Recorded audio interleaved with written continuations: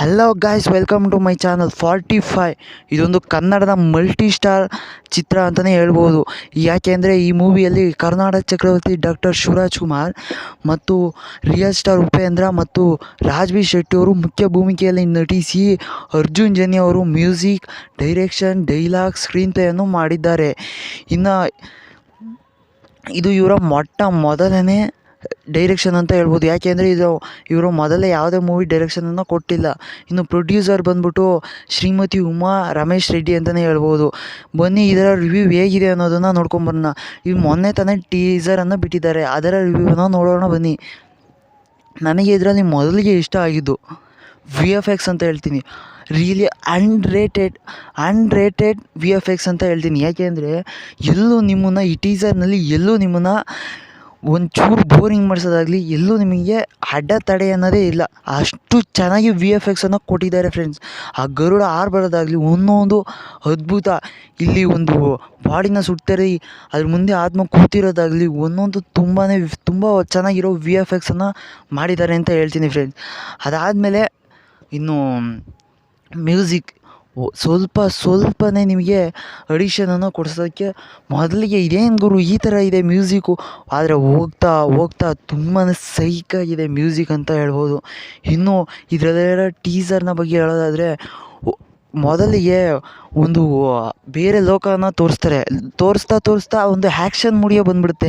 ಅದು ನಿಮಗೆ ತುಂಬಾ ಇಂಪ್ರೆಸ್ ಆಗಿ ತೋರಿಸ್ತಾರೆ ಅಂತ ಹೇಳ್ಬೋದು. ಇನ್ನು ನಮ್ಮ ಉಪ್ಪಿ ಸರ್ದು ಮತ್ತು ಶಿವಣ್ಣನ ಒಂದು ಡೈಲಾಗಿದೆ, ಡೈರೆಕ್ಷನ್ ನಂದೇ, ಅದಕ್ಕೆ ಹೀರೋ ನಾನೇ ಅಂತ ಹೇಳೋದು ಮಾತ್ರ ಸೈಕಾಗಿದೆ ಬಾಸು. ತುಂಬಾ ರಿಯಲಿಸ್ಟಿಕ್ಕಾಗಿ ತೋರಿಸಿದ್ದಾರೆ ಅಂತಲೇ ಹೇಳ್ಬೋದು. ಇದೊಂದು ಮನುಷ್ಯ ಮತ್ತು ದೇವತೆಗಳು ಮತ್ತು ಯಮಧರ್ಮದ ಬಗ್ಗೆ ತೋರಿಸಿದ್ದಾರೆ ಅಂತ ಹೇಳ್ಬೋದು. ಇದರಲ್ಲಿ ನಮ್ಮ ಡಾಕ್ಟರ್ ಶಿವರಾಜ್ ಕುಮಾರ್ ಅವರು ಗಾಡ್ ಅಂದರೆ ದೇವರ ಪಾತ್ರದಲ್ಲಿ ಬಂದು, ಇನ್ನು ಉಪ್ಪಿ ಸರ್ ಅವರು ಯಮನ ಪಾತ್ರದಲ್ಲಿ ಬಂದು, ರಾಜ್ಬಿ ಶೆಟ್ಟಿ ಅವರು ಮನುಷ್ಯನ ರೂಪದಲ್ಲಿ ಕಾಣಿಸ್ಕೊಳ್ತಾರೆ ಅಂತ ಹೇಳ್ಬೋದು. ಇದರಲ್ಲಿ ಒಬ್ಬ ಮನುಷ್ಯ 45 ದಿವಸದಲ್ಲಿ ಸಾಯುವುದಾಗಿ ಯಮಧರ್ಮದ ರಾಯ ಹೇಳಿರ್ತಾನೆ. ಅವನನ್ನು ಕಾಪಾಡೋದಕ್ಕೆ ನಮ್ಮ ದೇವರಾದಂಥ ಶಿವಣ್ಣನವರು ಹೇಗೆ ಬರ್ತಾರೆ ಅನ್ನೋದನ್ನು ತೋರಿಸ್ಬೋದು ಫ್ರೆಂಡ್ಸ್. ಅದನ್ನು ತುಂಬಾ ಇದ್ರಾಗಿ ಹೇಳೋದಕ್ಕೆ ಆಗೋದಿಲ್ಲ, ಯಾಕೆ ಅಂದರೆ ಅದನ್ನು ಮೂವಿಲಿ ನೋಡೇ ತಿಳ್ಕೊಬೇಕು ನಾವು. ಇನ್ನು ಆ ಲಾಸ್ಟ್ ಕ್ಲೈಮ್ಯಾಕ್ಸ್ ಒಂದು ಕ್ಲಿಪ್ಪಿಂಗ್ಸ್ ಇದೆ, ಅದೇನು ಗುರು ಆ ಕ್ರೇಜು.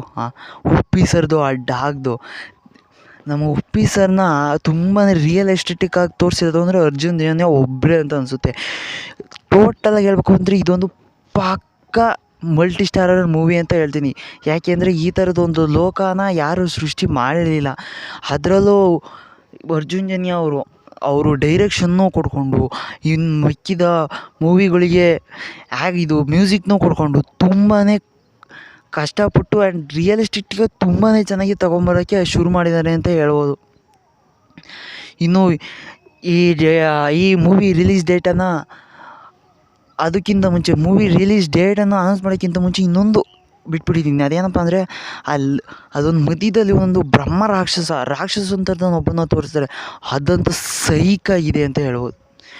ನನಗೆ ಇಡೀ ಟೀಸರಲ್ಲಿ ಅತಿ ಹೆಚ್ಚು ಗಮನ ಸೆಳೆದಿದ್ದೆ ಆ ಮೂವಿ, ಅದೊಂದು ಕ್ಲಿಪ್ಪಿಂಗ್ಸ್ ಅಂತ ಹೇಳ್ತೀನಿ. ಯಾಕಂದರೆ ಅಷ್ಟೊಂದು ಸಖತ್ತಾಗಿ ತೋರಿಸಿದ್ದಾರೆ ಅಂತ ಹೇಳ್ಬೋದು ಫ್ರೆಂಡ್ಸ್. ಇನ್ನು ಈ ಮೂವಿ ಡೇಟನ್ನು 15 ಆಗಸ್ಟ್ 2025 ಅನೌನ್ಸ್ ಮಾಡಿದ್ದಾರೆ. ಈ ಡೇಟಿಗೆ ತುಂಬಾ ಮಲ್ಟಿ ಸ್ಟಾರ್ ಚಿತ್ರಗಳು ಬರ್ತಾಯಿದ್ದಾವೆ. ಯಾವುದ್ಯಾವುದಪ್ಪ ಅಂದರೆ ಕೂಲಿ ಆಗಿರ್ಬೋದು, ವಾರ್ 2 ಆಗಿರ್ಬೋದು. ಕೂಲಿ ಸಿನಿಮಾದಲ್ಲೂ ಕೂಡ ನಮ್ಮ ಉಪ್ಪಿ ಸರ್ ಕಲ್ಲೇಶ್ ಎಂಬ ಪಾತ್ರವನ್ನು ಮಾಡ್ತಾಯಿದ್ದಾರೆ ಅಂತ ನಮಗೆ ಗೊತ್ತಾಗಿದೆ, ಅದು ಮಾಡಾಗಿದೆ ಕೂಡ. ಇನ್ನು ಅವರದ್ದೇ ಈ ಮೂವಿ ಆಗಿರೋದ್ರಿಂದ ಇನ್ನು ಮತ್ತೆ ಅವರದ್ದೇ ಮೂವಿ ಅದೇ ಡೇಟ್ಗೆ ಅವರೇ ಬಂದು ಕ್ಲಾಶ್ ಹಾಕೋದು ಇಸ್ ದ ಅಲ್ಟಿಮೇಟ್ ಅಂತ ಹೇಳ್ಬೋದು. ಆ ಥರ ಮಾಡಿದ್ದಾರೆ ಮೂವಿನ. ಇನ್ನು ಈ ನಮ್ಮ ವಾರ್ 2 ಸಹ ಮಲ್ಟಿ ಸ್ಟಾರರ್ ಮೂವಿ, ಅದು ಬರ್ಬೋದು ಅಷ್ಟು ಕನ್ಫರ್ಮ್ ಇಲ್ಲ ಅಂದ್ಕೊತೀನಿ. ಯಾಕೆಂದರೆ ಅದು ಶೂಟಿಂಗ್ ಸಹ ಇನ್ನೂ ಆಗಿಲ್ಲ ಅಂತೆ, ಇನ್ನೂ ಅದು ಬರೋದು ಕನ್ಫರ್ಮ್ ಇಲ್ಲ. ಇನ್ನೂ ಯಾವ್ಯಾವ ಮೂವಿ ಬರಬಹುದು ಅಷ್ಟೊತ್ತಿಗೆ ಅನ್ನೋದನ್ನು ಇನ್ನೂ ಅನೌನ್ಸನ್ನು ಯಾರೂ ಮಾಡಿಲ್ಲ ಸಹ. ಆದರೆ ನಮ್ಮ ಮಲ್ಟಿ ಸ್ಟಾರರ್ ಮೂವಿ ಉಪ್ಪಿದು ಮತ್ತು ಶಿವರಾಜ್ ಕುಮಾರ್ದು ಬಂದರೆ ಮಾತ್ರ ಬಾಕ್ಸ್ ಆಫೀಸ್ ಚಿಂದಿ ಆಗಿಬಿಡುತ್ತೆ. ಇನ್ನೂ ಇದರ ಪ್ರಮೋಷನ್ನ ಇವಾಗಿಂದ ಅಂದರೆ ಯುಗಾದಿ ಹಬ್ಬದಿಂದ ಶುರು ಮಾಡೋದಾಗಿ ತಿಳಿಸ್ಕೊಟ್ಟಿದ್ದಾರೆ. ನೋಡಬೇಕು ಯಾವ ಥರ ಬರುತ್ತೆ ಪ್ರಮೋಷನ್ನು. ನಾವು ಅಂದ್ಕೊಂಡಂಗೆ ಮೂವಿ ಬಂದರೆ ತುಂಬಾ ಚೆನ್ನಾಗಿರುತ್ತೆ ಫ್ರೆಂಡ್ಸ್. ಇನ್ನು ಇಷ್ಟೇ ನನ್ನ ಈ ಟೀಸರ್ನ ರಿವ್ಯೂ ಬಗ್ಗೆ ಹೇಳಬೇಕು ಅಂದ್ಕೊಂಡಿದ್ದು. ಬ್ರೇಕ್ ಡೌನು ಮತ್ತು ಅನಾಲಿಸಿಸ್ ವೀಡಿಯೋನ ಮಾಡ್ತೀನಿ, ಅದು ಬಂದಾಗ ನೋಡೋಣ ಫ್ರೆಂಡ್ಸ್.